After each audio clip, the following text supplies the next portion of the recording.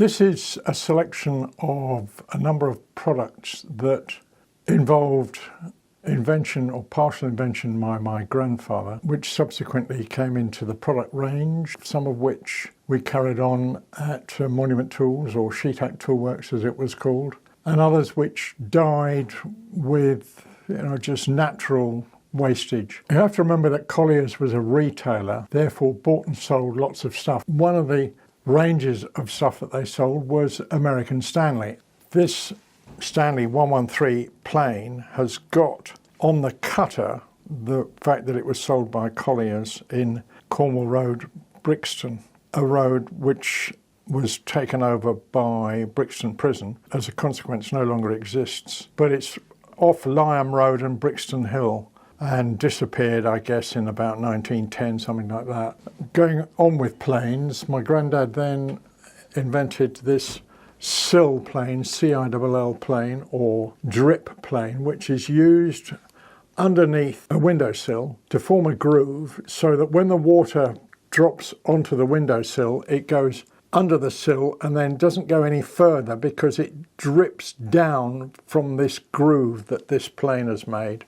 He didn't actually make these, he had them made for him. I'm afraid the name of the manufacturer is lost in time. They come up not infrequently on the second-hand market, but I think they're rather nice little unusual things. And then also in the plane department, he designed this handle which you can put onto the back of a beechwood block plane or a smoothing plane. It doesn't fit all of them, but if you're lucky, it fits the one you've got, and you can turn it into a far easier to handle plane than just with this sort of rather crude square plane back. He also had made for him by various manufacturers, including Slater of Clerkenwell, these rather nice little planes. As I say, it was factored. Slater was a famous maker of planes, along with Norris and people like that.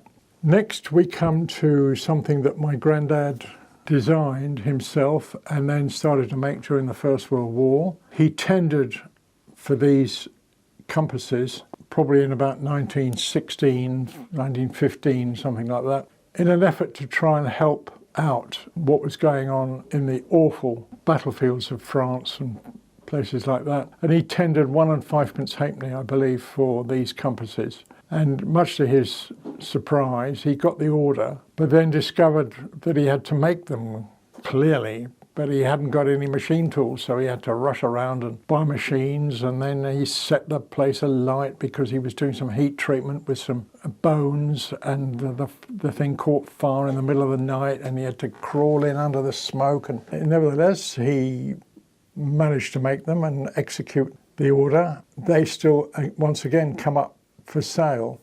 Factored too was a very nice little oil can, along with another oil can there. Both have got the Collier name on the little badge. I think this one in particular is exquisite. Then we come to this combined double mitre and square template, which again was a Shetack item. And I'm guessing that this was made in the late 30s probably. We're lucky enough to have one or two in their original boxes, used for sash windows and the like. And there's the advertising leaflet there for it, price 3 and 9p.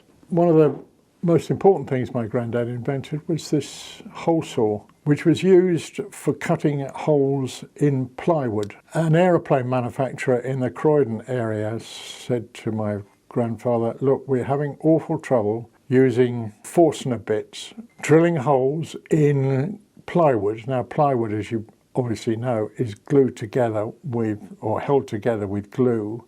It apparently was the case that as the Forstner bit went through, it got jammed with the melting glue. So he was asked to produce a kind of cutter that would cut through, and it didn't matter whether the glue melted or not, it wouldn't jam. So he designed this and got a patent for it. And I was lucky enough to come across a couple of dozen of these from a dealer friend in Horsham within the last 10 years. And I've got a whole collection of them now.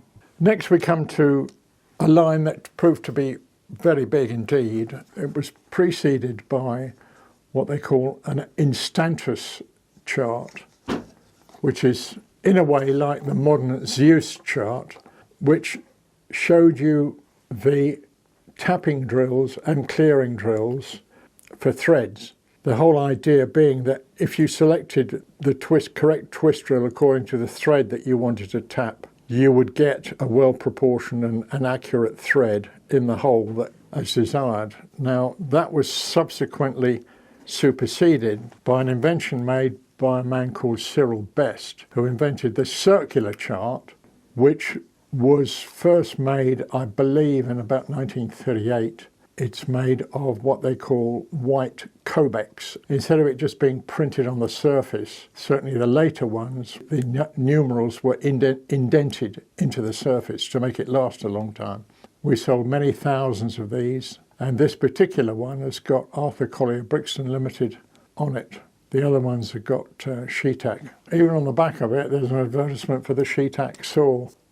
Amongst the things that the factory had to make during the Second World War, which was a tremendous effort by the British manufacturing industry, we got involved in making little small pieces for the Army and the Navy and the Air Force, amongst which was toolmakers' clamps.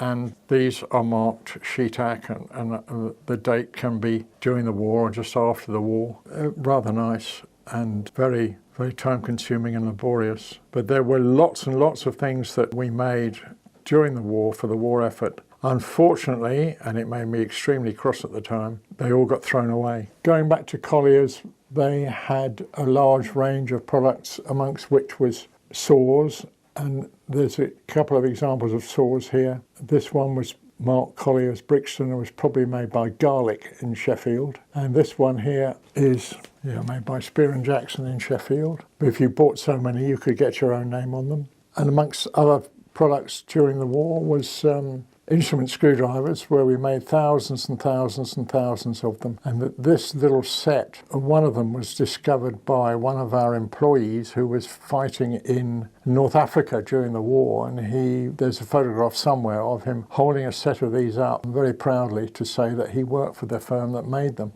But as a spin-off from that, we also made optician screwdrivers, which you can keep spare blades in the top. And there's another set of screwdrivers there, which is similar to the one in the wooden box, except it's put in a Bakelite case, and it has a lid that goes on it, and you just pull it out and use it. This item here is called a zinc knife, number 414. It was shown to a retailer. The retailer said to my father, I suppose, "Why don't you make it to cut cardboard?" And my father thought, well, no, that's not a very good idea. Unfortunately for him, he was so close to producing the Stanley knife, which of course they have sold in millions and millions and millions. We didn't quite make it. Then there's another important part of Collier's stock was boxwood rules, which I rather like. This one is marked G. Collier Brixton, and it's made by Edward Preston and Sons of Birmingham, one of the most famous manufacturers of boxwood rules ever. Edward Preston got bought out by John Raybone and Sons in the early 30s, and the Preston name disappeared. Another Preston item was brass plumb bobs, and Monument made their own. Witness to this one. To our right here we have the form tools for making them. There's an engineer's square there, which is marked Collier 1915, which was part of the engineering tools that he sold along with the toolmakers' clamps and stuff like that. If any of you come across any kind of product made by Collier's or Shetack Toolworks or Monument that you think we might be interested in, please let us know, as we'd like to enhance our collection of old products. Thank you very much.